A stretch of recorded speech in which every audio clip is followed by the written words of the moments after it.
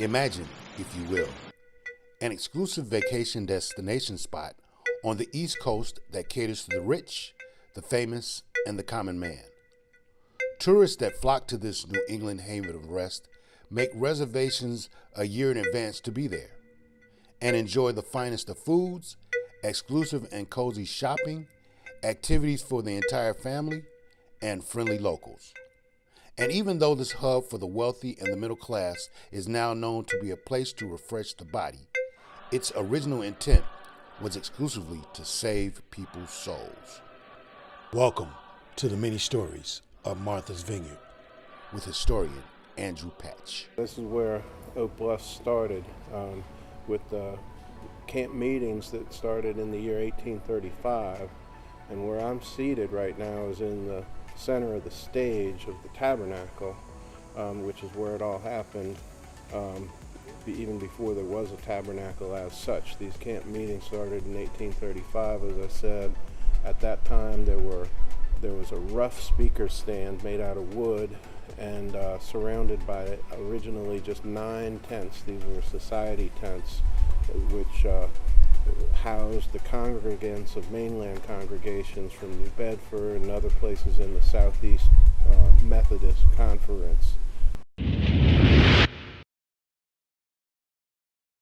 And so I'm 5th generation, you call me 5th generation Vineyarder. My great-great-grandfather, Charles Scherer, came to Martha's Vineyard in the late 1800s.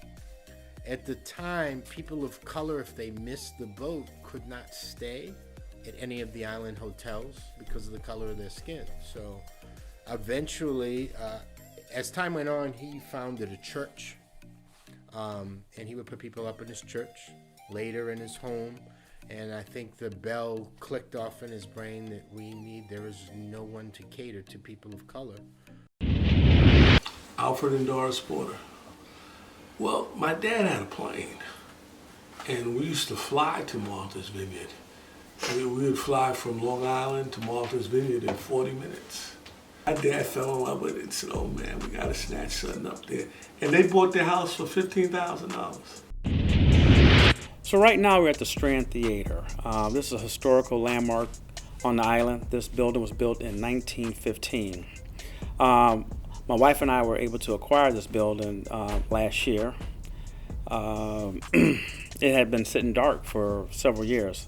You know, COVID hit, and then it just was dusty. It was a little run down here and there. And so we came and put a little love into it. You know, we built a podcast studio upstairs. We built a VIP area. And we wanted to make this a national stage where we can showcase not just comedy, but music, poets, the whole nine. So we really wanted to embrace the arts and make this a place where everybody can express feelings and thought and do it in such an entertaining way.